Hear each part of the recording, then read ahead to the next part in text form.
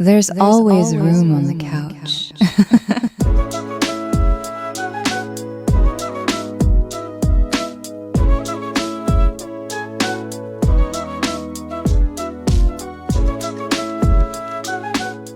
I haven't felt grounded, but not in like a bad way. Yeah, kind of like life's just been moving. Yeah, I just been, kind of free forming a little bit. It's not a bad thing. It's just that I haven't been grounded. I haven't been like set in one thing, one place. I've just been moving around a lot, seeing a bunch of different people. Barbecue obviously picking up now. Yo, congrats on that. Congrats to AU on the launch of his barbecue. On the launch of his barbecue business. If you try and get some barbecue, hit AU up. I'm gonna just let y'all know that now. A few more orders coming in. Oh, for real? Yeah. Oh, you excited? Yeah. Yes, if I'm being completely honest, in a way that's good and bad, because I'm nowhere near in a place where no. It's just I'm nowhere near in a place where I can start thinking the way I'm thinking, aka like I don't want to fucking work my job anymore. Like, kind of seeing the fruition, you know what I mean? Mm-hmm. Mm-hmm. No, most definitely. And I think that was one of the things that like I even like when you and I talked about it on the side, like off the pod, was like, as you get into something that you've been striving for a really long time, that validation starts to creep in about it. That's what it was. It was getting the validation. You know what I mean? And I was like, okay, I had first big event, that occurred. I was like, all right, I'm finally done. Like I'm done. Everything's on its way. You know what I mean? All the prep work, everything's on its way. And then I was like, okay, I washed my hands of this. And then I was like, wait, I have to wait for people to eat this to know. And so when I tell you, I was waiting for half a day, just sitting around. Hey, yo, who made this? Who made this? Like, and I was sick, man. I was sick. I was just like, just literally curled up into a ball on my couch. Mm-hmm. Just waiting, staring at my phone, and then everything started coming in. And people all the good vibes, all the good news, all the reviews and everything, and hearing that like nothing made it. You know what I mean? Like everything was eaten very quickly, and there was a massive order, so it was like, okay, yeah, man, that validation came in, and here we are. Well, I'm excited for you. I'm happy for you. Proud of you, bro. Because I remember having those conversations when we was chilling at Goose's and stuff, and just kind of talking about it, and just being like having that big group conversation of like trying to hype you up. And you was like, I don't know. I don't know, but you knew. I don't know, but you knew. I knew, but you know what I mean? It's different when you guys eat my barbecue. You know what I mean? Yo, whether like it doesn't matter. I'm a fat ass, so it does. Like no, because you eat anything all the time. Listen. Food is good. Love you, and I love you. Good. Yes, it is, but you're also not trustworthy in your opinion at times, only because you palate. Yes, like you know what I mean. So it's like, and just again, it's that thing where it's like friends and family. You don't, whether it's food, no matter what it is that you're doing, getting that validation from people outside of your inner circle is needed. Absolutely. It's needed. So. Nah, but that's what's up, bro. Well, we proud of you. Everyone here over the couch, we proud of you. We happy for you. I see that smile trying to creep in you. Like, I ain't gonna. I had a joke. Because now you got food on the couch, too. Yo, listen.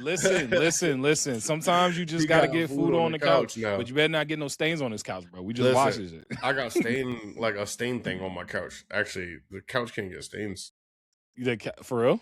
Yeah, it was like they had like a special kind of like coating on it or something like that. Oh snap! What the hell? Yeah. Would you go to Shaboti before they bought the couch or something like that? You had Rayleigh put something on that joint. Really slid on that thing. Oh, listen. And I'm gonna be honest with y'all. We was gonna talk One Piece until we realized that I'm not caught all the way up on the One Piece anime. And if you are caught up on anime One Piece, tell him he is he messing up. Because, okay, go ahead. Like I said, big reveal, but also brought a lot more questions.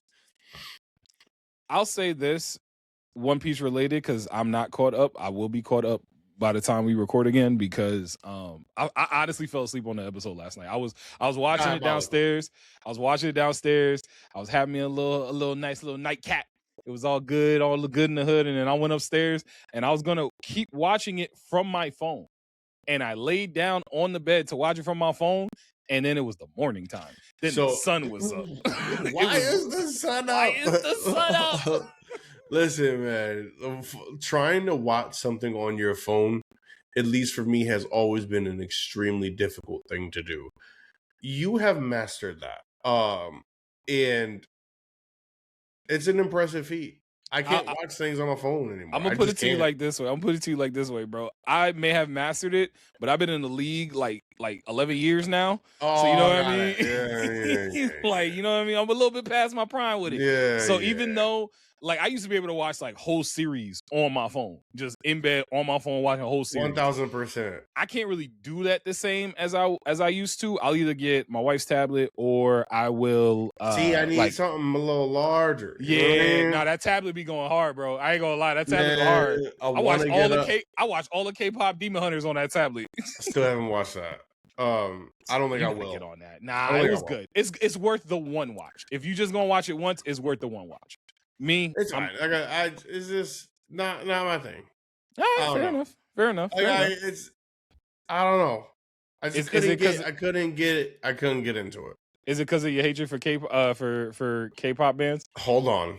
I do not have a hatred for K-pop.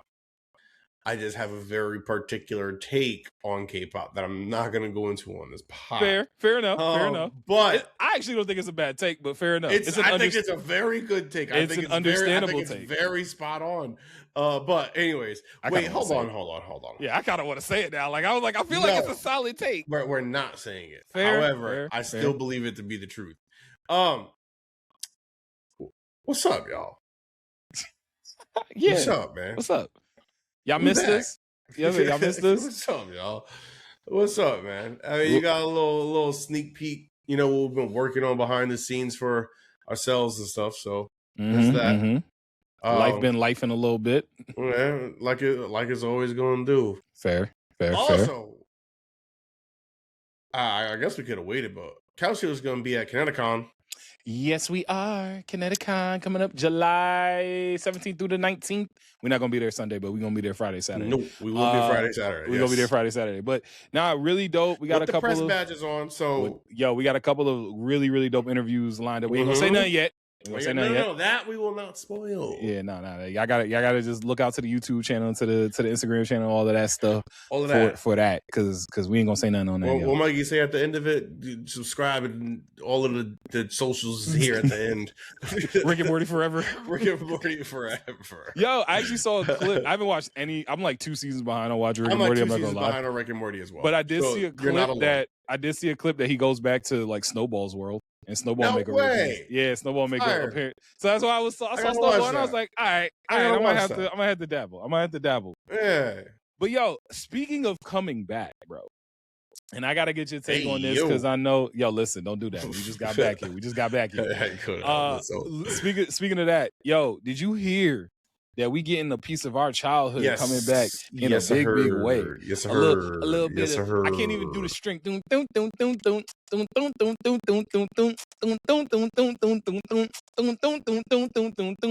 Close enough. Like y'all know, y'all already know. The point is you hit the cadence, and that's all I needed because in my head the music started playing. Going far to save all that we love. Like, come on, bro. Code Lyoko coming back. What? We're set it up. Yo, I'm so gassed, Code Lyoko. So I want to get your take on Code Lyoko coming back because we did the creator and I believe it was the creator and one of the showrunners came back and said yes, we're working on a new season of Code Lyoko and they're coming back, continuing the story. I want to get your take on it coming back. And then I got to get your opinion on one thing because I have a very strong take about Code Lyoko when it comes to one of the characters in particular. But what was your reaction when you first heard about it coming back? Okay, so first reaction was immediate, just pure hype. Like, no way. this is happening. And then I was like, I don't know how I feel about it. Why don't you know how you feel about it? So why you let that doubt creep in? It's not the doubt. It's not the doubt. It's one, do we have enough people to sustain Code Lyoko if it's gas to continue on as a show? Fair question. Code Lyoko released early 2000s. I remember watching Code Lyoko, visiting my late grandmother in Mississippi in like 2003, bro. It was like I was listening, we was watching Code Lyoko and like Usher's Let It Burn was on the radio. Like, you know what I mean? Like it was like 2003, 2004. So September 3rd, 2003. Yeah, I said it's been some time. It's been some time. Although Code Lyoko was a great show, I fear that, as much time has passed, are we going to be able to get our core members back for Code Lyoko? Are we going to be able to even entice the new crowd with Code Lyoko, which is highly dependent on where they're going to go with this? And that also makes me very fearful. So, the biggest fear factor aspect of that is strictly because what are they going to do? Are they going to make them grown-ups and like they got to come back and save the world? And this is like, that one little hoorah, let's bring back Code Lyoko because it was gas during this time. And that's why we're doing this, adults. And then, they save the world and we say goodbye. Which I wouldn't be down. I wouldn't be against that, I should say. I wouldn't be against it. Mm. However, also took a little too long. Nah, I'm not gonna. So the reason why I'm not gonna say it took it took a little too long because it wasn't something we was waiting on. It was a nice little surprise, and I think with Code Lyoko for me is going to be not about the core audience because I think the core, like when that announcement came out, people like that was all us, our age, yes. All the millennials was like, yo, what you mean Code Lyoko about to come back? Like that's all us. I think it's going to be a question of the new fans and like the new age 1,000%. kids because I'm curious about how they're going to be able to follow the story. It is available on YouTube for free. I did see that. Like the whole Code Lyoko YouTube channel has like every episode. Catch it. Fun watch. Yeah, Fun no, watch. I said I'm gonna probably go back and refresh myself as it goes along. No, I'm gonna have to as well. Go ahead, my bad. No, I was just gonna say I'm gonna do that refresh, like rewatch after I catch up on everything because it's a really like I remember putting it on for Serena. She loved it. Like she was like, "Ooh, what's this?" And she ain't watch it back in the day because they ain't watch it back in the day. And so it was really exciting news to get that. 1,000%. My question is going to be how they're going to entice the new age audience and what is that animation going to look? I don't think they're going to. That's where I was. What that animation going to look like? I don't know if they're going to be able to entice the new age generation with that kind of style of. Well, I guess the animation. What was it like 3D animation back in the day or whatever? Yeah, but like 3D animation, and it also went like super 3D animation whenever they were in Lyoko. Yes, it did. And I'll say this. Excuse me. Well, it was 2D when it was out of Lyoko, and then it was like super 3D, like CGI when it was in it. But everything is so stronger now. I agree. That it might be a little better. But then that might take away a little bit from like, what the show is. Where do they go? What do they do? Like, and how do they do it? I have a lot of questions. And it's not doubt. It's just that I think Code Lyoko for me was one of those things where it was put to bed and I was satisfied with that. Fair. And so I'm worried about the legacy of something that I hold dear. Okay. Well, I'll say this. I feel like when you have the original showrunner and the original creator on board, that it's going to have that labor of love. I mean, we looked at it with, I'll give you an example, Avatar to Korra. Like, nobody really asked for Korra. But at the same time, we knew it felt like the successor. It felt like the labor of love. It felt like a similar kind of series. But if I'm going to be fair, we're talking, I was going to say apples to oranges, but some people love oranges as much as they love apples and vice versa. Talk to me nice. And so I won't say apples to oranges. However, we are talking quality here. As much as I love Code Lyoko, it is not in the same realm as Avatar. So Fair. I think Avatar coming back with Korra is a bit different. Avatar had a great world that was built, characters, even if none of them were really going to return in the way that we wanted them to right now. It had everything it needed already wrapped up in a bow. And like if they failed, then they had to have sold out. There's no other excuse. Well, I don't know if Code Lyoko is going to have the opportunity to sell out in that way. I think it's going to be a very core kind of thing. But to your point, that's going to be the balancing act for them. How are they going to be able to blend the old true fans that have been around for Code Lyoko with trying to bring in new fans with Code Lyoko, and how to have them, start to really uplift the series? Because if they do it right, Code Lyoko right back where it started from. If they do it like it was supposed to do, and I'm gonna tell y'all one thing. And this is not a demand that I'm taking lightly. This is not a demand I'm making to be a jerk or anything like that. Y'all better not touch that intro. Y'all better not do nothing. Y'all better not touch that intro. You better close it soft. Y'all better not touch that Code Lyoko intro. You better close it soft. I don't care if everybody is CGI. I don't care if everybody live action. What it is, that theme song better stay the same. Listen, if you can't bring back the singers, the band, whatever it is that you need, then just replay. Just replay the motherfucking original. Just replay it. Just replay it. Don't touch that intro. Don't touch it. Don't touch it. I'm gonna look at you like a child over here at the stove. You better not touch it. No, you better not touch the fries in my backseat. I'm telling you. So my point I wanted to make about Code Lyoko when it came to the characters themselves. And I was having this conversation with my brother. My brother was just visiting with my cousin last weekend. And I was laughing about it. And we had F y'all, by the way. It ended up being so wild, bro. It ended up being so wild. I have a story. And that's the second time Paul ditched me. So Paul, I know you're gonna watch this. This is getting clipped. Yo, shout out Pablo. You and me, we beefing, bro. Shout you out to D. Shout you out to D. I gotta say this though. Wait, D? As in D? D as in my brother's name?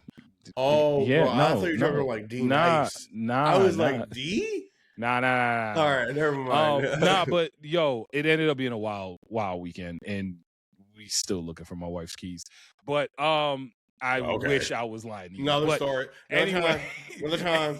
Anyway, we're having a conversation about Code Lyoko when it's coming back and everything.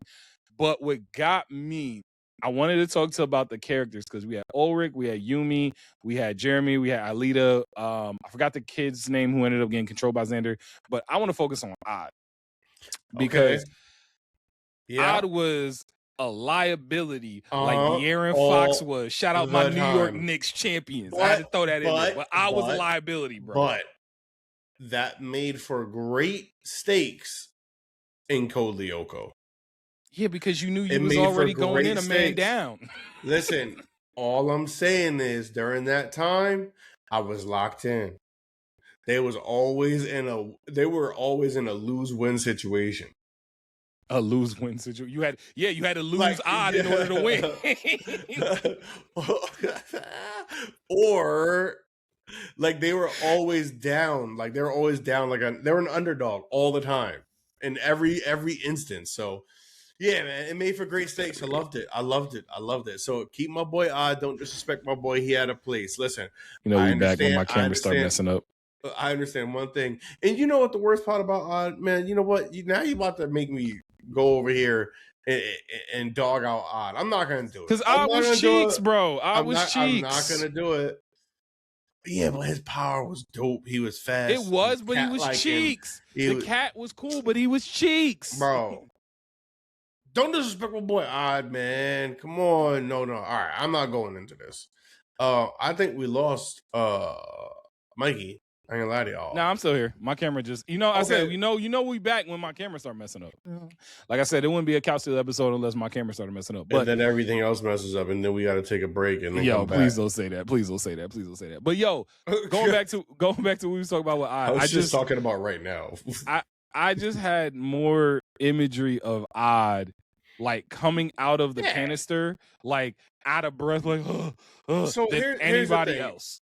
Because Odd was, his character or his powers within Lyoko were more garnered around like a cat, a feline. So like, you know, very agile, can like play that offensive style in that regard, can also be a very great distraction, etc.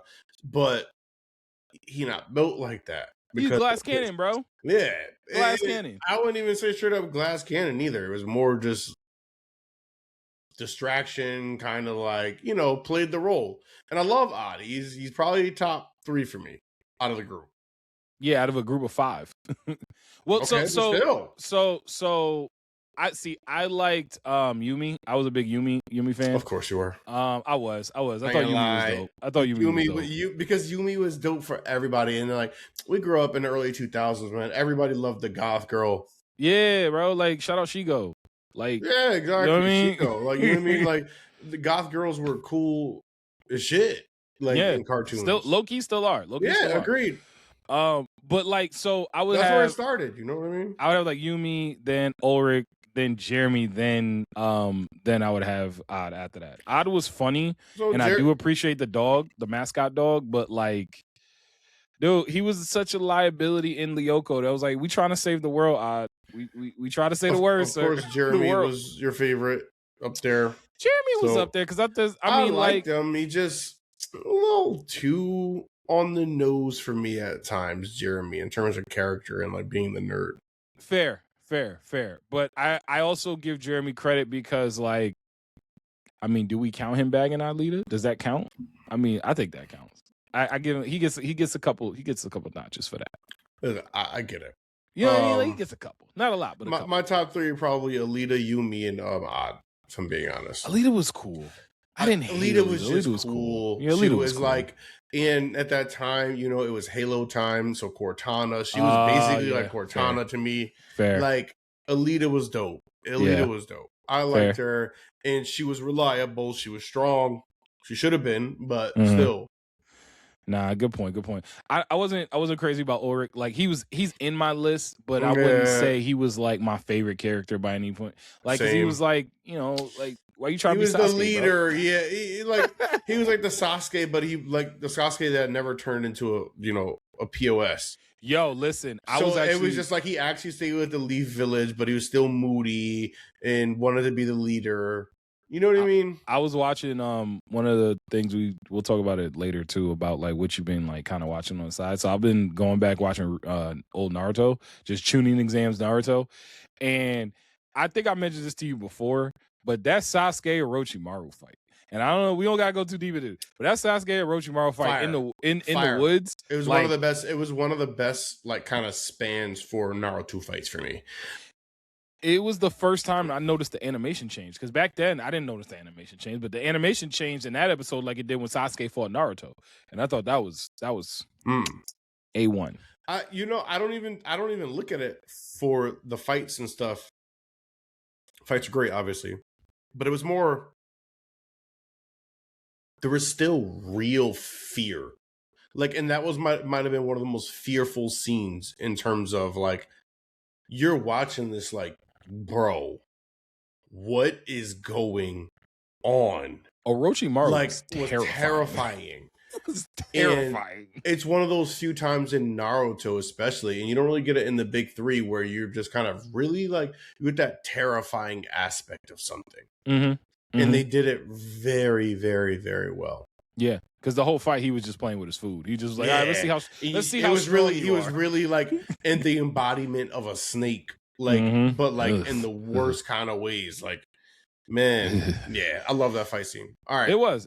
Yo, I gotta ask you. Let's switch gears here a little bit. I want to ask you. Checking my notes real quick because I know we had a couple things, but honestly, there's one in particular. Down, so I keep going back to. Nah, there's one in particular I want to touch on, and I'll touch on this before we go into Vox Machina, because we can kind of close out with Vox Machina. Oh, we gonna get into Vox Machina. Yeah, we gonna get into Vox Machina. I'm gonna let y'all know. So if you here for Vox Machina, first of all, shout you out. Second of all, just sit tight. But we haven't been around for a while, so we haven't gotten a chance to talk about a lot of the newer anime that have come out and some of the fire series that have come out. But I could not go any further without talking about Witch Hat Atelier. Yes, yo, let's do it. Let's do it. I'll just start by saying this. This is a hot take. Okay, wait, hold on. Let me get it. Yeah, go. One of my, I'm not gonna say how great it is. I'm not gonna say where it ranks or anything like that. I'm not gonna, just one of my more enjoyable watches of an anime series that I have had in very, very recent memory. I switched over, and I also switched over to the dub. I switched over to the dub because in the dub, they do an amazing job with the dub. A-Rag got like accents and stuff. Bro, A-Rag got accents. That's fire. Like that's what I'm saying. Like, bro, everybody got accents. Like Kiefer, it's Scottish, like watching like a TV show. You yeah, know it's what like I mean? watching a TV show. Like everybody, literally, I think Coco's the only one without an accent. Coco's literally like the only one without an accent. You might make me go back and rewatch this. The dub, they do a phenomenal job with the dub. Oh yeah, okay. I'm back on it for the dub. Yeah, so because I saw somebody was talking about the dub of it, and I was like, "What you mean?" And I saw a clip, and it was that scene with Kiefer was like, "Tell a soul." Yeah, and I was like, yeah! Bro, that scene. Speaking of teen scenes, that was a terrifying scene. I did not expect that level of like. It wasn't bloodlust, but it was such a level of seriousness that was like, okay, there's a lot going on, and there's a lot to unpack here. I was looking at the screen like, you don't worry, Kiefer, I ain't gonna say nothing to nobody about nothing. Don't know, bro. I don't even know who you are. Yo, listen, all I know, he used to walk to the corner. Yep, bro, that is it.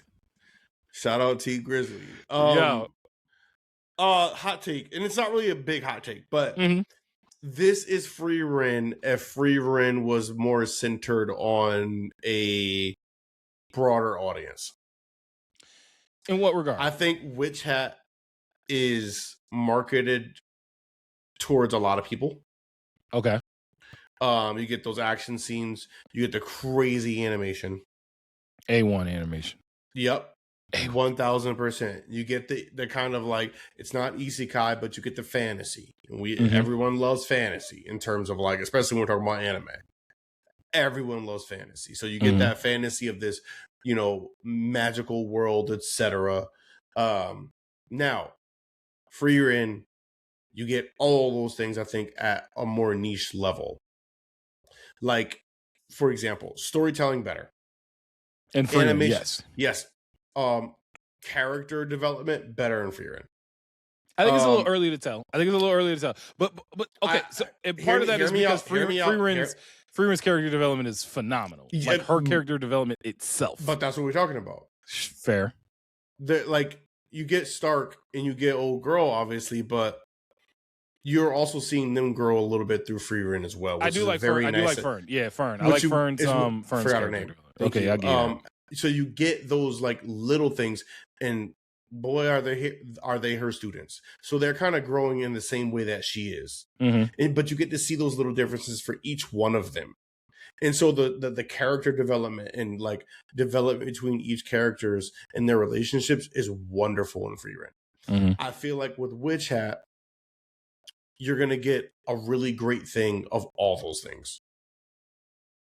All of it done at a very high level. More. Yes. Yeah, all of it done at a high level, but also it adds in.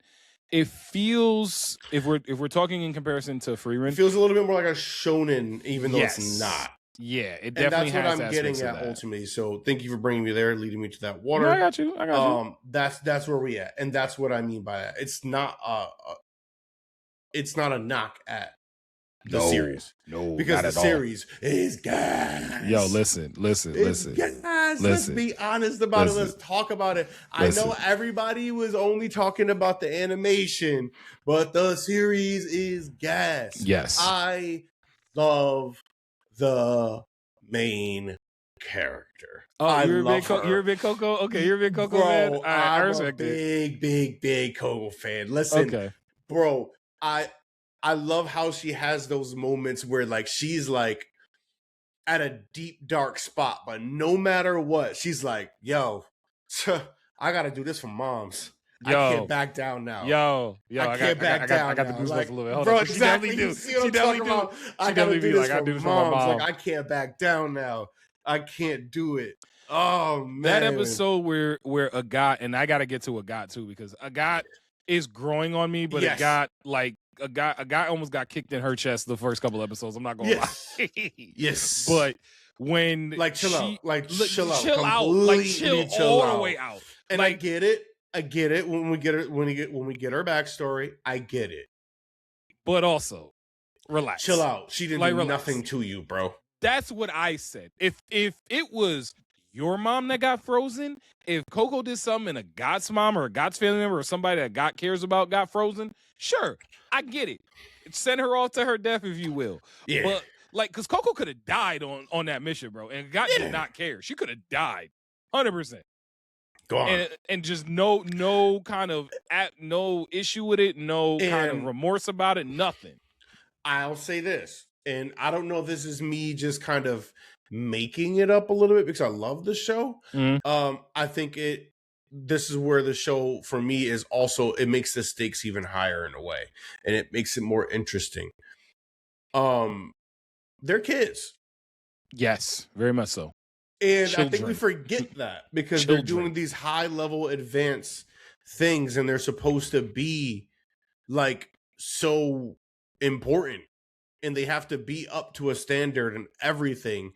And because of all of that, we genuinely forget that they're kids. And so as much as I would have kicked her in her chest, I have to also be like, this makes sense. Because she's looking at it from a child. Yes, that is a childlike thing to do. So, I'll say this. Excuse me. When it comes to Agathe and it comes to her relationship with not just Coco and all the other folks, all the other girls in the atelier, I think she has such a determination to be great, which I'll give her credit for because you got to be a little psycho to want to be as great as she does. But you still don't see her give that level of disrespect to anyone other than Coco, even to the point now where it's starting to turn finally. But it just took us a whole first season. She's there though. Yeah, it took the whole first season for sure. But hey, let it be a build-up. Let me see their relationship grow. Let me see all those little things about that. I can't wait. It's gonna be a wonderful journey. Like I think this is a wonderful anime, and slow it down for me. I'm all here for it. Give me that build up. So let me tell you this. I want to see that one moment where she hits that, where Agathe hits that moment where she's like, wait, I'm like, I have to do this for her. Yeah. Like that realization of, oh shit, you're a person, you're a great person. I love you. Like we're fucking friends. Yeah. I'm never going to let you down like this again. We're squad. We're squad. So, I'm waiting for that and it's going to be lovely. So I'll see your Coco favorite character, and I'm gonna raise you my favorite character, my loving Riche. I knew you would. I got that makes sense. That's on the nose. Riche. That's on the nose. I don't think you thought Coco was my favorite, but I definitely knew what yours was. I'll be honest with you. I didn't expect Coco to be your favorite. I thought it was gonna be not Kiefer, but the other dude that's there. I love him. He's my second. Yeah, I was gonna say I thought he was gonna be your first. Old boy with the silver eyes. Yeah, bro. My God, bro. Yeah. Yeah, no, he was, and I love his whole. And again, you gotta watch the dub because he got a cool accent too. Bro, I'll tell you, everybody have an accent. What if he had like I gotta watch this, but what if he had like a Cajun accent? That'd have been fire. Oh my! See, here's the thing. Here's the thing. Yo, that would have been crazy. I'm thinking about look over here getting taught by Gambit, bro. Like, come on, bro. My God. Speaking of which, that new season coming out next. What does he do? What does he do? He makes them wands. Yo, listen. Going back to Riche, I love Riche because first of all, when she first got introduced and she was like kind of like she wasn't wise, kind of just kind of just like straightforward about things, very matter of fact about it. But when they got trapped in that, first of all, when they got trapped in that world by the pointed caps. Or not the pointed cap, the brim caps. When they got trapped in that world with on her, by the way, too. But yeah, go ahead. With the dragon, and they was all like when Agathe got upset with Coco, and she was screaming at her. Which, to be fair, I can understand. I know I was going heavy on Agathe before, but I could also understand. Like, yo, there's a dragon over there. Please stop messing me up. I'm trying to get us out of here. I can understand the frustration there, but. When they're yelling at each other and Riche just came and was like, yo, don't worry, I got y'all. Bang, bang, bang. And it was just, yo, when she threw that thumbs up, I was like, favorite character. Let's go. Favorite character right there. When she threw that thumbs up. It was the emotion. Like she like her, and it was just great because like her emotion is just an emote. Like how lovely is that? Yes, she's such a character. And even though they leaving us on the wildest cliffhanger of all time, insane cliffhanger, like wildest cliffhanger. Well, I want. Okay, sorry, you're still talking. And I was gonna say Riche's arc, getting ready to see her backstory about like her only wanting to do magic that she wants to do. But then also realizing, hey, look, you can't always do what you just want to do. You kind of sometimes need this, like character. Children. Fair. Fair. Children. Point. She's throwing a hissy fit. Message. 1000%. Hot take for her. Not a hot take, just a take, I guess. She's the genius. I think she's the genius too. No, I think she's the genius too, because she just got it like that, and she be creating her own stuff. And in order to create your own stuff, you got to have that level of intelligence and understanding, and just she is who a god thinks she was supposed to be. She's on the same level as a god, and we don't see her train nearly as hard as a god. Exactly, and that's what I'm saying. Yeah, that's what I'm saying. So she's just got that pure natural thing going for her. So what was your favorite scene of the first season? Because I know there's a lot, but if you had to take one, what would be your favorite scene? That's definitely tough, but I think it's going to be when she remembered that she had to save her mom, bro. Bro, that was up there. I really liked when it's not just because of Coco, but everyone, and you kind of saw everyone start to work together and everyone's minds start to work in a different way, was when she finally was able to keep a steady flame. Ooh, okay. Yeah. Because they were in such a crazy situation. They are being hunted by a goddamn dragon. That was getting bigger as the world shrinks like that they're in. That was the craziest part for me. At some point, bro, this is inevitable. Yeah. And so you get to see them in these crazy positions, and they're all working so hard in their own way to try to find this solution. And it all kind of stemmed from her just kind of in that one little moment. That flame did a lot for all of them. Yeah. Because it allowed them to galvanize around each other. Yeah. It really did. Came together and they hit it. They executed perfectly outside of getting to the end and breaking the goddamn seal. But anyways, but up until that point, from that moment, they locked in and they were together.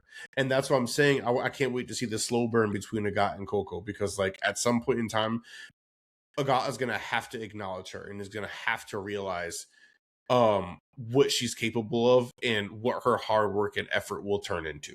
Because you can see Coco works she has a way that she has a love for it, like the other ones don't. Yeah, that's a good point. She loves it. Yeah, the other ones are doing it. Like, I don't get me wrong.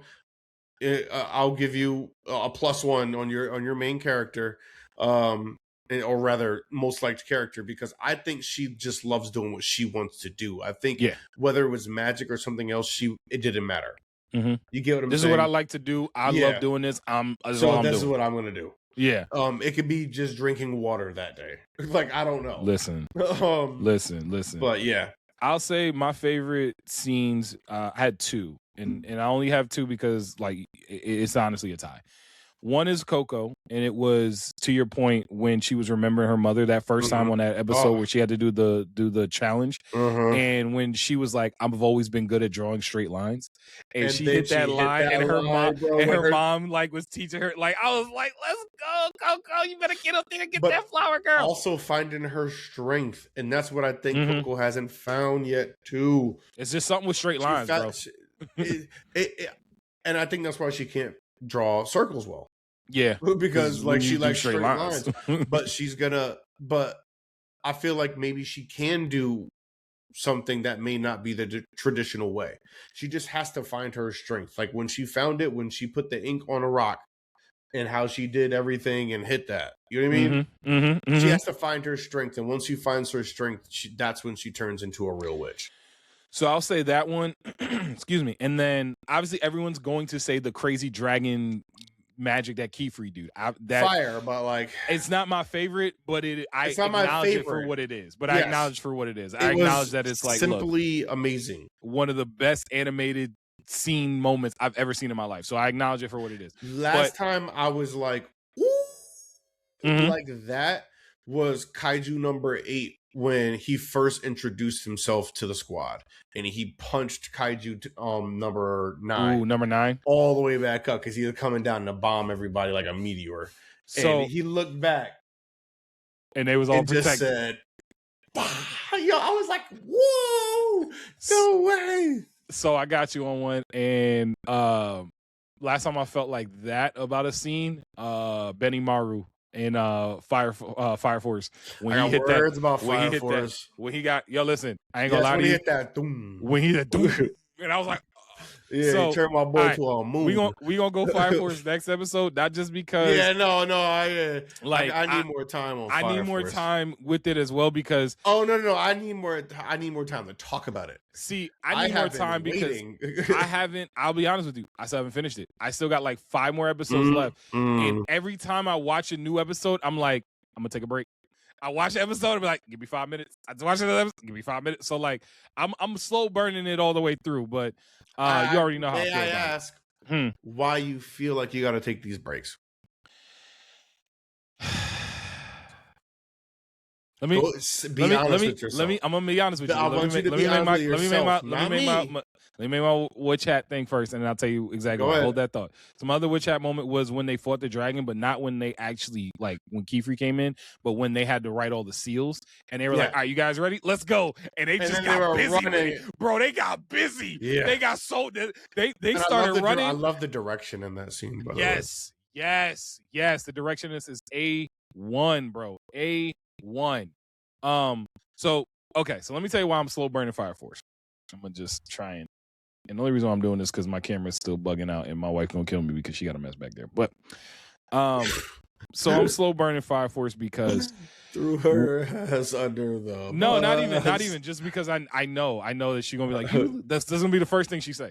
And I'm making it worse. All right, so I'm gonna come on this side because I made it worse. You see, I'm gonna end up getting a new camera because I can't keep doing it. You saw that in real time. Like I'm gonna end up just needing the new camera. She got wedding decor. You got me bright pink red on the pod. Oh my god, I'm too white for this. I'm still trying to get sun. So all right. So my issue with Fire Force, and we knew this going in because they were trying to condense all of the manga issues into like a 12 episode thing. From what I've seen so far, I admittedly have been a little bit shocked at how much like religious breakdown they were doing of it because I wasn't expecting it for that much. Yeah. Like the not to go all the way down the weeds about it, but like the having the story of Christ be like a fantasy in that, while it makes sense, I was like, oh, I didn't know they was going there. So taking a little bit of break there, and then also I just don't know how I'm feeling about how they're doing it. Like, you know what I mean? Like, I don't know how I'm feeling about how they like, and I Shinra Kazekabe is still one of my all-time favorite main characters. He may be my all-time favorite main character. That's crazy. Dude, I love Shinra. I do. I love Shinra. That's just crazy. I didn't say he is. I said he might be, but he's definitely top 3 for me. Shinra Kazekabe is absolutely top 3 main characters for me. That is crazy. But go ahead. Yeah. I just feel like the way that they're doing it is more setting up Soul Eater than finishing Fire Force, which I get it's kind of the same thing because you have to finish Fire Force in order to get to Soul Eater.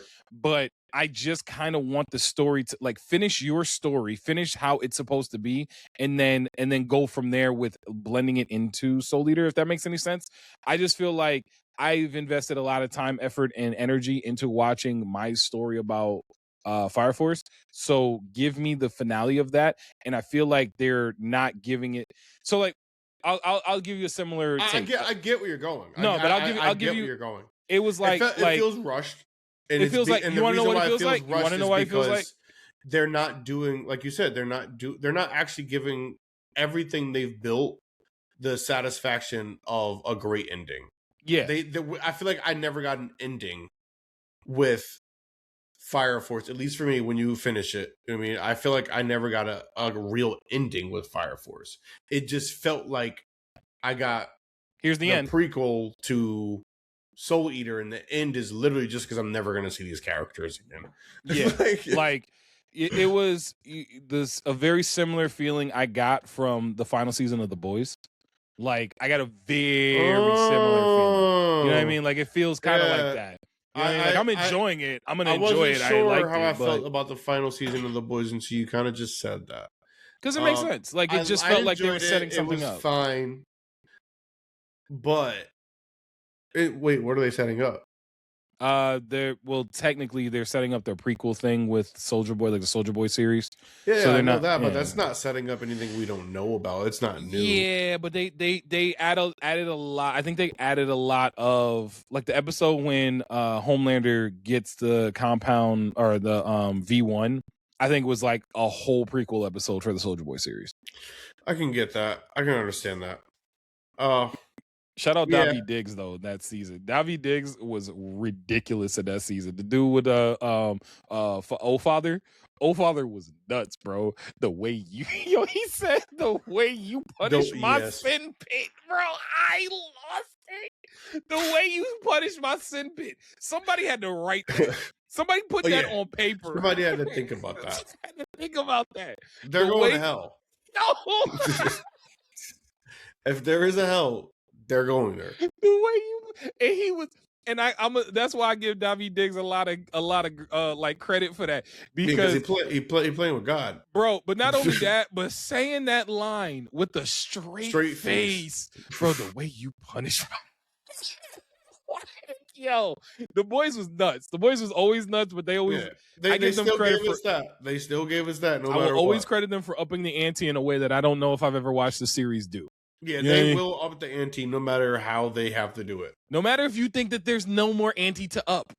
They're gonna do it. They're going to do it. But Witch Hat, going back to Witch Hat, I have been incredibly enthralled with the series. Like I said, I've even had it on in the background, and like I said, Sarita will look up and be like, "Ooh, what's going on here? What's going on in that neck of the woods?" I do feel bad. Like, what's your take on Keyfree?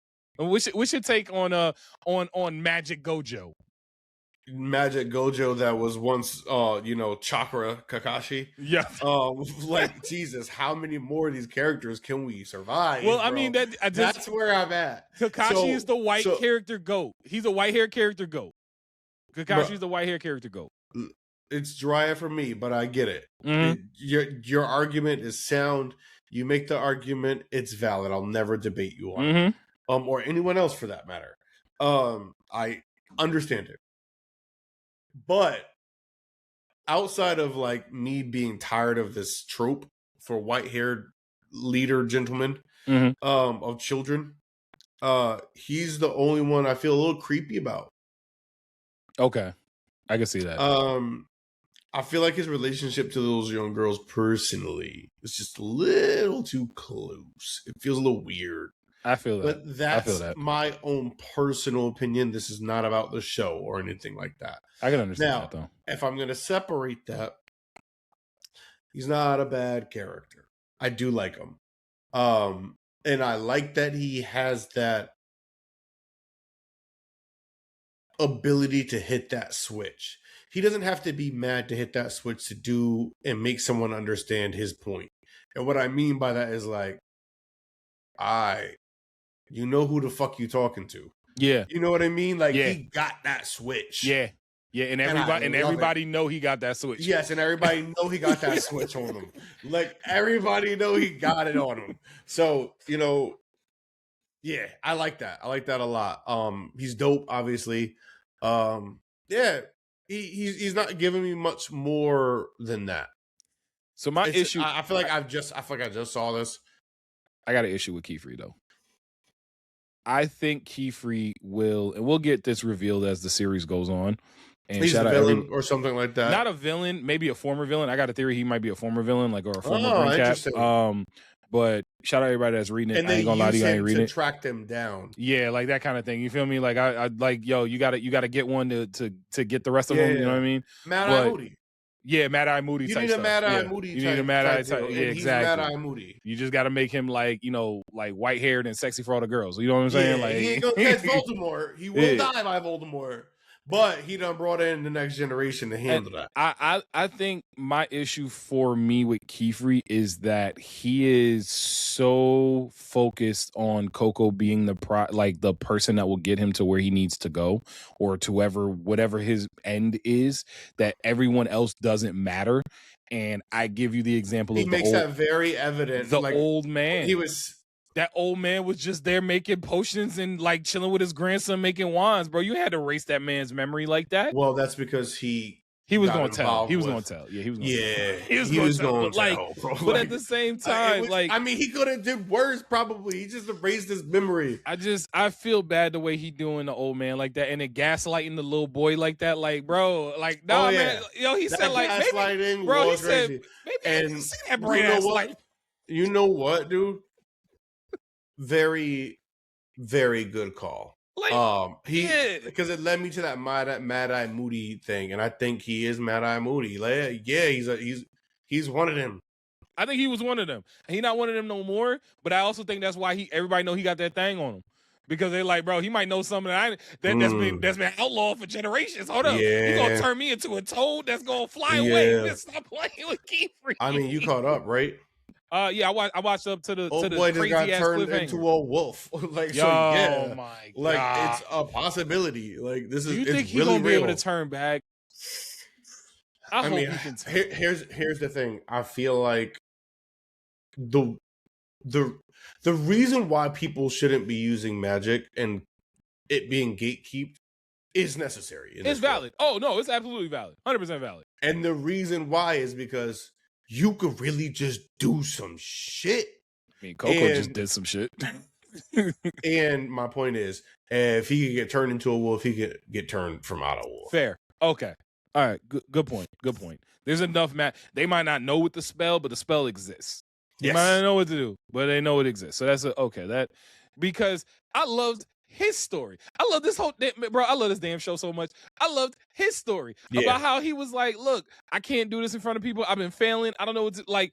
And for him to get that redemption, he need to grow up though. But he do need to grow up. But shout out Riche. Shout out my baby Riche, because she was the one that was giving him that love, bro. Telling him like, look, you got this. You the one that's taking this. But also, like, come on, like, we need you. You know you could do this. So like, I don't think she meant we need you, but it was definitely more. It was more nice get your shit together. I get that. It was definitely more get your shit together. But it was still nice to see, because that was her way of displaying emotion. Yeah. I'm telling you, bro. Riche is my favorite. She's definitely my favorite. Yo, I want to switch gears a little bit here, but I wanted to. I want to get your take on one thing, and then I didn't talk to you about this before, but I just thought about it because I was talking about rewatches before. I rewatched all the JJK, and from start to finish, like literally from start to finish. I was just like, hey, let me just bang out all this JJK. That's how I did. I watched everything up until the latest season. So yeah, like I even went back and rewatched the latest season.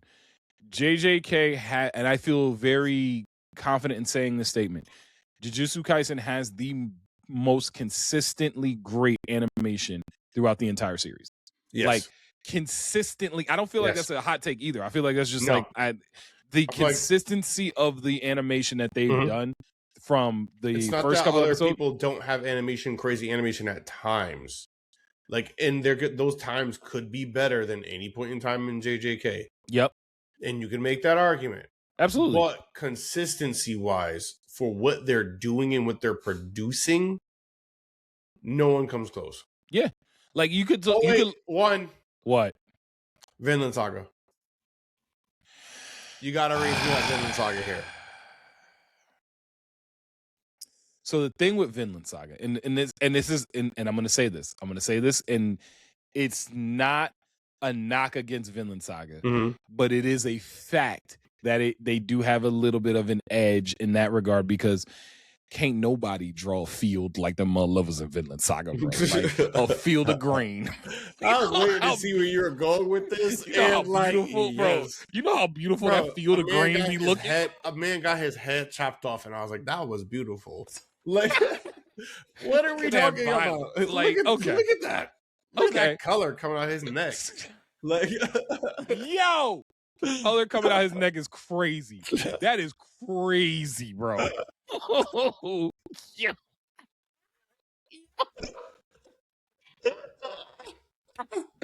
Nah, that hurt. Oh, my side hurt. Wait, color come out his neck is nuts. Oh my goodness gracious. No. Yo, that and then Oh the only my other God, side look thing at I me, had bro. was I watched the that very final last ever episode of My Hero Academia where they were all grown up. Yeah. I got no thoughts about it other than it was just cool to I see didn't where feel everybody that way ranks. about it. I like seeing where everybody ranked up. I don't care if it's headcanon, or I don't care if it's canon or not. It's headcanon for me. Deku and Ochaka. That's a thing. Like that's headcanon for me. So like if it's not for y'all, I'm sorry, but yeah, no, it's headcanon for me. But I like seeing everybody's ranking and seeing where everybody was like kind of set up and where they, I thought that was cool because like, look, we've been with them this whole time. They wanted to be these heroes. So show me where they were when they became heroes. So I get it, but I also didn't like it. You didn't like the ranking of everyone, or you didn't like how they did it? I feel like the ranking system should have died. I feel like it should have died after all that. I could see that. I can understand that. And so based off of how they transitioned into what the world became, what was the reason for our ranking system? Like everyone's buddy. Like it doesn't matter. It's not that they weren't before or anything like that. Like, what does it matter? Just go out and save people now. So I think it's also a matter of keeping the ranking system. At least this is how I viewed it. Keeping the ranking system, excuse me, still allowed for certain heroes to still have that that public opinion about them. Like I take Lemillion for example. Lemillion is the number one hero in at the end of My Hero, and so for Lemillion to be that number one hero and to have that kind of people see him and it still is a symbol of peace, but it's not in the same way that All Might was. You still get rankings of characters that people in the public eye will still view as someone that is not only going to save me, but is also going to have a level of a level of depth within the community, within the society of someone that's going to be at that upper echelon. So even like, I ain't gonna lie to you, bro. Mineta does not need to be ranked. No, Mineta does not need to be ranked. Like, come on. Not at all. He played an integral part in that war for what it's worth. Outside of that, what is he going to do? Bro, you need to put Mineta on a list, bro. He need to be on that list. That's what he need to be. He need to be on that list. No. Like, I'm serious. I'm sorry. He was their age at least. Yeah, listen. But I thought it was cool to just kind of see everybody. I thought it was a little short. If they were gonna give me an episode like that, I wish it was like 45 minutes, but I'm not gonna split hairs on that. But another new episode, another new series that we haven't gotten a chance to really kind of dive into, but I know one that you was really hyped about, Daemons of the Shadow Realm.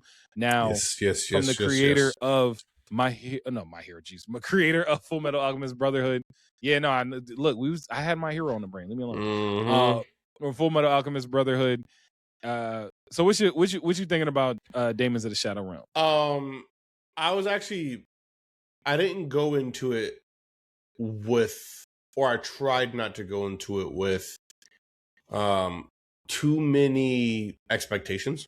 Because I didn't want it to turn into a situation where Fullmetal Alchemist Brotherhood is the greatest anime ever for me. It wasn't the greatest anime ever for me until it closed. Yeah, that ending hits every time, bro. And I didn't want to put my expectations on something that I had to genuinely just, although loved and enjoyed, I still had to grow with everything that was going to happen in that show. Yep. Talking about Daemons. I'm talking about Fullmetal Alchemist Brotherhood. Got you. Okay. And so I didn't want to put that expectation of something that took so long for me to love and grow into and put that onto something new. It just didn't feel fair. Because I was super hype about it. I was like, yes, we're getting peak back. But then I was like, you know what? Let me stop. Because I'm putting this thing on too high of a pedestal right now. Yeah. So everything I just said leads me to say I'm watching this for an end game. So you're not gonna like basically form a legit opinion until Endgame? Okay. Because that was how it happened to me with Fullmetal Alchemist Brotherhood, and I think I'm getting the same vibe. Oh yeah, no, I'm definitely getting a very similar vibe from what I'm getting a very similar vibe, and I feel like we're about to go on a story. We're about to go on a journey. And everything seems very surface level right now. And I was like, dang, this is kind of boring at times. Then I was like, wait, hold on. Let them cook. Let them cook. And let them cook. So I'm gonna tell you. I'm gonna cool tell you concept. Next season, I will need a little bit more. And I'm keeping an open mind. So I'm gonna tell you when they grabbed me. I'm gonna tell you the exact moment when this series grabbed me. It wasn't when they pulled up and they broke the veil. It wasn't when right and left showed up. It wasn't when none of those would be it for me either. Nah, the moment where they grabbed me was when they was with right and left, and they was in the car and they was driving back to town, and that like spirit showed up, and it was like, "Yo, what up? We see you in a minute." And I was like, "Yo, what is we no?" I was like, no, bro. The horse was keeping up with the car, but going so slow. Go slow. Yep. I was like, no. Yeah. No. Not only does that thing need to come back, everything in that class of that thing needs to come back, and that's when I got drawn to it. Because there's levels to it. There's levels to those There's absolutely Daemons, levels to it, and so that was when I got drawn in, and I said, you know what? To your point, this is going to be a very slow burn, and we are along for a very, very, very nice ride. Because you have to, and I also look at it like this: when you watch Fullmetal Alchemist Brotherhood, did you watch it week to week, or did you have all the episodes out? I had mostly everything out. Yeah, same. So that's why, again, I'm trying to give it grace in terms of separation. I'm trying to separate how I felt about Fullmetal Alchemist Brotherhood from this. So I'm just going to enjoy it as it comes, and I'll be critical if I need to be. But as of right now, I love it. It's good. We'll see where it goes. It's not the greatest thing I've ever seen, but again, we will see what it goes. It's going to be a slow burn. My favorite scene as of right now, and it's strictly because, one, I love the slapstick. It is giving me that Fullmetal Brother Alchemist slapstick to a T, and I love it.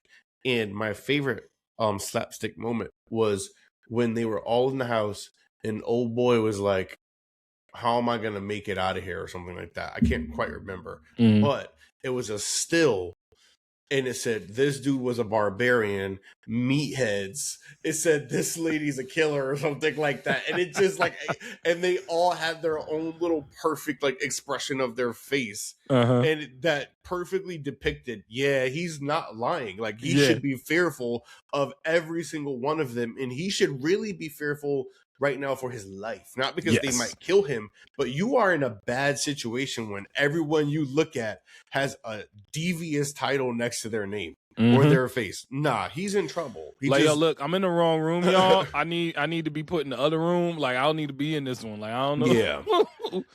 If y'all could erase my memory real quick, however you got to do it, let me out. Yo, let me out. Let me out. I'm praying for help. I'm begging for help. Please let me out. Nah, it's like the third Rick and Morty reference. I was gonna say, look, we've been going for a little bit, so we got to throw the Rick and Morty references in there every now and then. I really enjoyed Daemons of the Shadow Realm. I think that and I've actually let that one cook for that a is a boy, Daemon. Yeah, I let it. Yo, which actually, so you went to Friday, and that immediately made me think about what we saw Scary Movie 6. And Scary Movie 6, we did I can't wait for that shit to drop. So I'm gonna buy it. I'm gonna buy it. You knew I was gonna buy it before anything. Listen, y'all. Look, it's either you like their comedy or you don't. Yeah, and I can understand that. Yep. I love it. I love their comedy. Hey, you and I was in the movie theater. We was watching. Yo, listen, we was watching Scary Movie 6. And there was a scene in the movie. I didn't go spoil it. No, I ain't stop it. There was a scene in the movie. There was a scene in the movie. Nah, I'm not gonna say it because if people ain't seen it yet, you gotta see it. But just know it involves Kenan Thompson. And yes, you're gonna be like, Kenan Thompson? Yo, listen, Kenan was in that movie for about 45 seconds, and Kenan killed it. And that scene, when that joke landed, you and I couldn't look at each other. We were sitting next to each other in the theater. It was bad. Because if we looked at each other for any second, we were going to keep fucking laughing.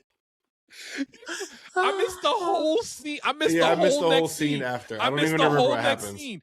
All I remember was don't. like laughing till my sides hurt, bro. I was crying. It was bad. It was I couldn't real catch bad. my breath. I was like, bro, hold on. I'm in public. I had popcorn in my mouth, so now like my mouth was dry and like kernels in my teeth. It was the best, worst thing that happened to me in a while. Oh my god. Also, you trying to see Jackass Friday or no? Okay, so here's the thing. Because I saw the pass. trailer. I saw the trailer for Jackass.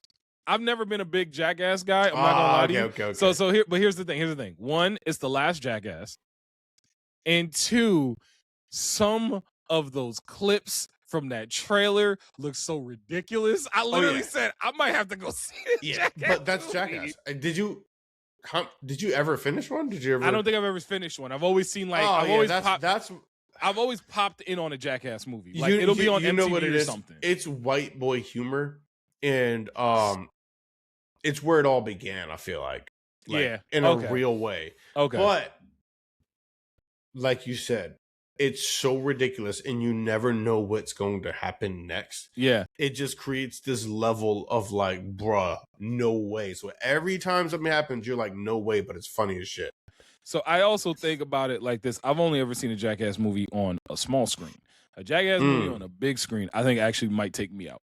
I'll be honest with you. I think that actually might take me out because watching something on a giant screen, like if they throw Wee Men like over the Pacific or something like that, I'm done. Like I'm done, bro. Throwing Wee Men over the Pacific. That's what I'm saying. Like I feel like something ridiculous like that's gonna happen, and I'll be like, all right, y'all got me. So I might be down for that. Let me. I know this weekend I got to see what's going on this weekend. I'm off, thank God, because I need free this weekend. Yeah, I need the weekend. So I'm gonna let you know. But back to what we're talking about. Sorry. Yes. Y'all. Yeah. No. That's what we here for. We ain't been here for a couple months. They gonna be all right. But Daemons of the Shadow Realm, I look at it as a potential, like, I'm not gonna put it like, potential all-time great. I think that's crazy. But as far as me watching it, I'm greatly enjoying the show all the way through. I haven't had any issues with it. To your point, I'm along for the ride. Like, I'm not really forming any type of serious opinion. Like, I have characters I like, I have characters I don't like. Actually, I don't really think I have a character I don't like, but I have characters that I like more than others. Yeah, everyone has their little place right now. Yeah, I like the sister. I like the sister a lot. Yeah, I wasn't expecting the sister to be the sister. If that makes sense. I was expecting a very darker kind of. She's adorable. Yeah. But she can get to that place when she needs to. But she's adorable. She's like, yo, I just want a hug. Can I get that hug? Yo, it's interesting because you see that huge disparity between the two, or because like he's a killer. Oh yes, he's a hunter. To be more specific, you get that motherfucker a bow and arrow, and trust me, it's canceled Christmas on all y'all motherfuckers. And he doesn't view life the way she does. Not obviously because he was raised in a village, but like there's that primal aspect of him. Survival. Yeah, and like he won't have no remorse after he kills you if he needs to. No, because you did something to make him have to kill you. Yeah. And so, it's fair game at that point. Like, yo, you made me do this. This ain't see, Morty? We're both. No way. Yo, I'm sorry. Too many Rick and Morty episodes. Too many Rick and Morty references, but I was actually I swear by that season 3 Rick and Morty. Like, come on, Ricky. Oh yeah, it's a wonderful season. I think that first 3 are just top tier. They're elite. The first 3 are, but that third season is, I think, the best season of Rick and Morty. We'll have to go back and just do a rewatch. Bro, it's when Rick breaks out of jail, it's the Mad Max, it's the Vindicators, it's like there was one, it was the Whirly Derby or Vindicators whatever. Are crazy, by the way. The Vindicator episode is still like every Vindicator episode is just greatness. I love it. Yo, the first Vindicator episode, like, yo, you know what? It did seem a lot less ethnically diverse in that room. They killed everybody. Oh my gosh, yo, he's Mama 5, Mama. Yo, all right, all right. Hold on. I'm gonna have to go back and watch. Last couple things before we get ready to slide on up out of here. But I said I was watching Naruto, I was watching Hunter x Hunter. I'm just kind of going back, rewatching those. Hisoka still is not any less creepy. You know what I mean? Like, he's just not. Yeah, he's a predator. Yes. He belongs on the list. He's at the top of the list. Him and Orochimaru on top of the list. No, he needs his own list. He does need his own list. Yeah, he needs his own. It's like he's not just a predator because of like, obviously he's hunting little boys, and that sounds insane. I get it, but yeah, it don't matter who you are. That man is going to be equally as excited. Yeah, I need to say something. Excited. Thank you. As excited, no matter who you are. If he likes you and he wants you, he gonna get you. That man don't care at all. And you want to know the worst? You want to know the worst part about it though? The worst part about Hisoka's character, bro. Hisoka's so fucking raw. He's so raw. Like legitimately, like every time he's on the screen, I don't think he's gonna lose. I genuinely don't expect it. And I've seen the series, so I know he really don't, but I don't expect him to lose. The only time you gotta watch that fight. The only time you've ever seen it's back, by the way, y'all. Yeah, it is back. Right. The manga's back. Oh, and wait until you see that Hisoka fight. I might have to pick up because I read the manga, so Hisoka fights somebody, and that fight is insane. So from where the series ends to where Hisoka's that fight happens, how far are we talking? Talking like 50 chapters, like 100 chapters, like.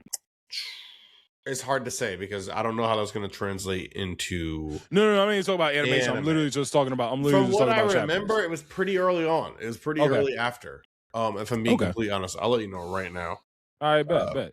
And while you doing that, the only other quick announcements I got to make for y'all is that Clevitas season 2 or Clevitas season 2 because y'all got them on already. Yo, nice. Bro, they churning that bad boy. I was supposed to be coming. I think it's coming back at like the end of July. Like they churning that bad boy out, and I'm here for it because like Clevitas didn't really give me enough that they needed to take a long time, but bringing that back. You know what I mean? Like it's just like I enjoy Clevitas. It's a dark fantasy anime in the makings of something that we would have watched on Toonami at like 1 o'clock in the morning when we wasn't supposed to be. So I give it credit for that, and I enjoyed it. Jobless Reincarnation is coming back, which, you know, I'm in a place with Jobless Reincarnation right now. I am that last season of Jobless Reincarnation, and I'm telling you, bro. Chapter 51. Oh, that's not bad at all. 351, sorry. But 351 from the entire series. Okay. Where did we end with the anime? Yeah, I was literally about to find that out for you right now. I'm just... Oh my God, my phone! Yeah, give me some. Here, I just dropped my phone. Chapter 339. So we end at 339 and it's at 350. Okay, so it's like literally the next. Oh no, but this fight is insane.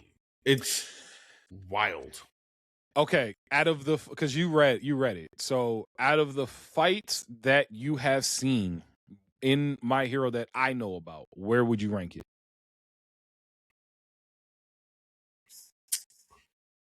It really depends. Well, what's your number one fight in My Hero? My Hero, and I keep saying My Hero. I know what you mean, but it's hard to say because there are some fights that are just better in the manga than in the anime. Fair, and then vice versa. So it's hard to say, and that's not me trying to make a plea or cop out. It's really not. But if they do it well, it can be the best fight in this series. Fair for right now, for me. Fair. What out of the anime series? What is the best fight for you? I think a lot of those fights were during the Chimera Ant arc fight, and it's not Netero's fight. See, I think mine might be Netero's fight. Metro versus Miriam. It might be that good. fight. I enjoyed it, but do you believe I can pray with one hand? Yeah, I mean, you know me. That's one of my favorite lines of like almost anything in anime. Bro, it's not even just that series. Like that is one of my favorite lines in anime ever. But I like the smaller fights. They felt a little bit more like the manga to me.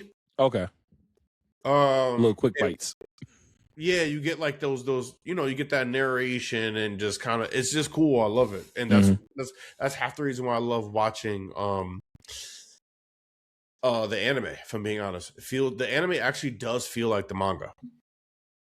So that was whenever the fights are occurring that feel like just like in the manga, I'm like, I like this a lot. Well, that's one of the cool things about like when I was going back through, because one of those videos that we posted went crazy with the the big 3 conversations, which again, I ain't gonna lie to y'all, I'm still shocked that a lot of y'all really put Dragon Ball Z in the big 3, and I'm not gonna rehash that argument. Yeah, but like we're not gonna go. It showed me the level it showed me where we are. Yeah, I've been saying this. Sorry, y'all. Y'all still all welcome on the couch. Everything. All of that, but yeah, but like, what are we talking? But even like the fact that, and I didn't know this at the time, that Hunter x Hunter became very close to being a part of the big 3 based off of manga sales. I didn't realize that. So when I found that out, I was like, okay, maybe I may have to pick up the manga. I might have to do that. Everyone Hunter x Hunter was like really peaking, man, and that's like it was a time. I was reading them mangas weekly, boy. What a time. I was reading them weekly.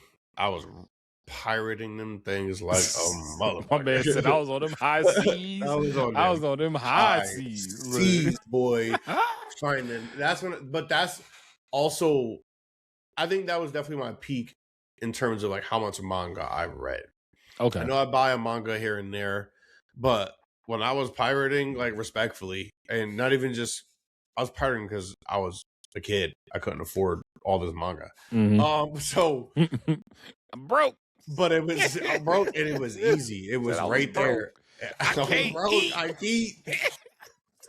Yo, shout out Brandon T. Jackson. Nah, bro. I ain't gonna do Brandon T. Jackson like that. Cause come on now. Come on. That's Alpo. Come on, bro. That's Al Pacino, bro. You got an Al Pacino, bro. Shout out Brandon T. Jackson, man. For real. But my man looked at Bow Wow and said, I can't eat. I'm broke. Nah, you want to